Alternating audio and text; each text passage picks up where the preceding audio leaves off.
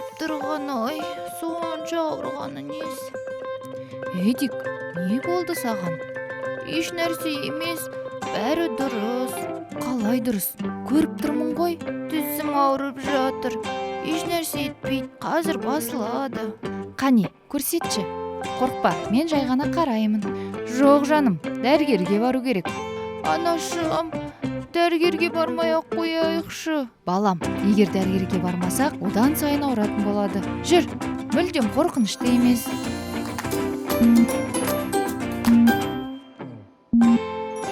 Түсінікті. Эдик тәтті жегенді жақсы көреді екен. Иә, жақсы көрем, бірақ бүгін тәтті жемедім. Иә, карамель қосылған шоколад керемет болды десеңші. Оны қайдан білесіз? Сосын Эдик тіс тазалағанды жақсы көрмейді екен. Біз екеуміз бірінші рет көрісіп тұрмыз ғой. Мұның бәрін қайдан білесіз? Оны маған сенің тістерің айтты. Олар саған ренжулі. Қалай ренжулі?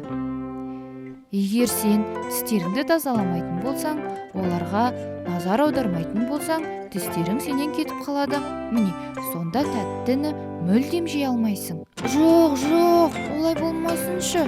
Білесің бе, ғалымдар бірнеше жылдар бойы тіс тазалағыш паста мен щетканы ойлап тапқан. Оның бәрі не үшін екенін білесің бе? Адамдар тістерін жоғалтпау үшін. Қанша жыл? 20-30. Ең бірінші тіс пасталары Индияда, Египетте, Қытайда 7000 жыл бұрын пайда болған.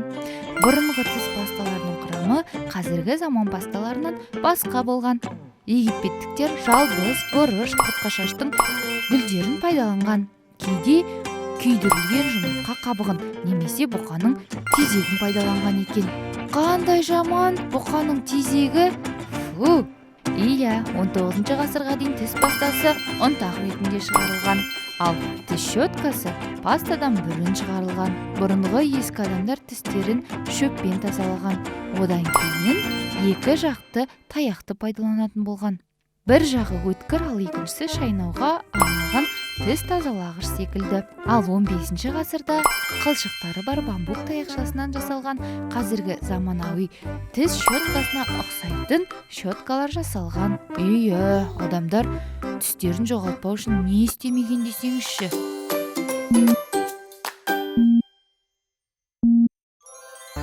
Балалар, қараңдаршы, бұлт үйіріліп жаңбыр жауып кетіпті.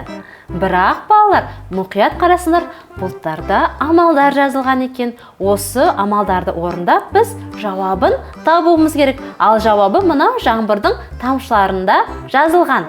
Балалар, кәне маған көмектесеміз бе? Бұлтпен тамшыларды табайық. Кәне балалар, бірінші бұлтымызға назар аударайық. 8 азайту 4. Қанша болады жауабы балалар? Дұрыс, жауабы 4. Ал енді тамшылардың шекәне 4 деген санды табайықшы. Таптық па?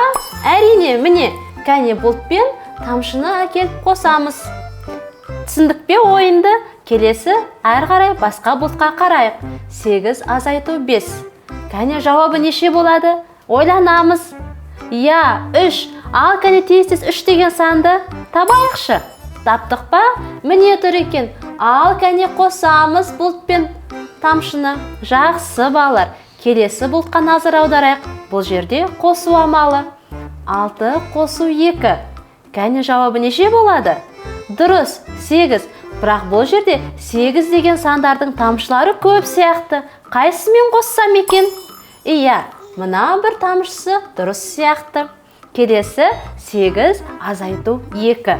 Кәне жауабы неше болады? Дұрыс, 6 болады. 6 деген тамшымыз міне тұр екен. Кәне бұлтына апарып қосайық. Тамаша. Енді балалар, біздің бұлттарымыз азайып бара жатыр, иә? Кәне келесі амалдарды орындайық. 5 қосу 3. Жауабы 8. Кәне, міне, қатты алысқа ұзамапты тамшысы. Келесі 8 азайту 3. Иә, жауабы 5 болады. Кәне 5 деген тамшымыз табайық. Міне тұр екен. Кәне қосамыз. Жақсы балалар, біз қанша бұлттың тамшысын таптық? Кәне санайықшы. 1, 2, 3, 4, 5, 6. 6 бұлттың тамшысын таптық. Бізде әлі қанша бұлт қалды? Кәне санаймыз. 1, 2, 3, 4. 4 бұлттың тамшысын табуымыз керек. Кәне, тездетейік, әйтпесе жаңбыр қатты жауып кететін сияқты. 2 қосу 6. Жауабы 8. Дұрыс айтасыңдар, кәне. 8 деген санымыз міне тұр екен. Ал 8 азайту 6. Жауабы неше болады? 2. Дұрыс айтасыңдар. Міне 2 деген тамшыны дұрыс таптым ба, балалар? Иә, дұрыс тапқан сияқтымын. Келесі бұлтымыз, балалар, 4 қосу 4. Жауабы неше болады? Иә, әрине, балалар. 2, 4 санының қосындысы, ол жауабы 8. Кәне, 8 деген саны бар, тамшымызды іздейікші. Міне, таптық, балалар. Өте жақсы, дұрыс айтасыңдар. Енді келесі соңғы бір бұлтымыз қалыпты. Қараймыз, 3 қосу 5. Жауабы неше? Иә, жауабы 8. Кәне, балалар, бізде тамшы қалды ма? Қарайықшы. Қалыпты. Өте алысқа жауып кетіпті бұл тамшымыз. Ал, кәне, ұзақ сызықпен бұлтпен тамшымызды қосамыз. Қалай алысқа жауған бұл тамшымыз? Ал, балалар, біз барлық бұлтпен жаңбырдың тамшысын қостық па? Кәне, бір тексеріп қарап шығыңдар. Бәрінің жауабы дұрыс па? Өте жақсы, балалар, жарайсыңдар. Маған осы бір ойынды ойнауға және де дұрыс жауапты табуға көмектескендеріңе көп-көп рахмет.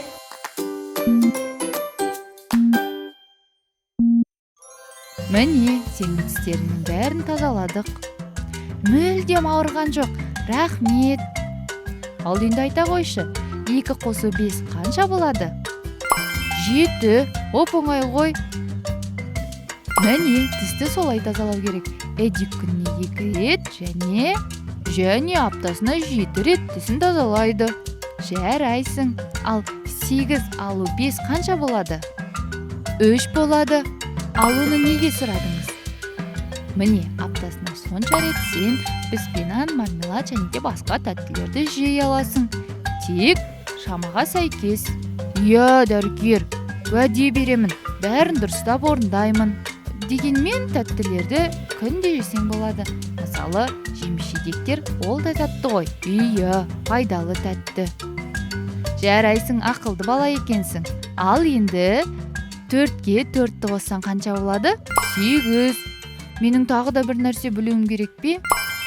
8 күннен кейін сен маған тағы да келесің. Қуана. Достар, ал сендер тістеріңді күнде жуасыңдар ма? Тағы да тіс пастасы туралы не білесіңдер? Бізге жазуды ұмытпаңдар. Енді мен жүре берсем бола ма? Рахмет, сау болыңыз.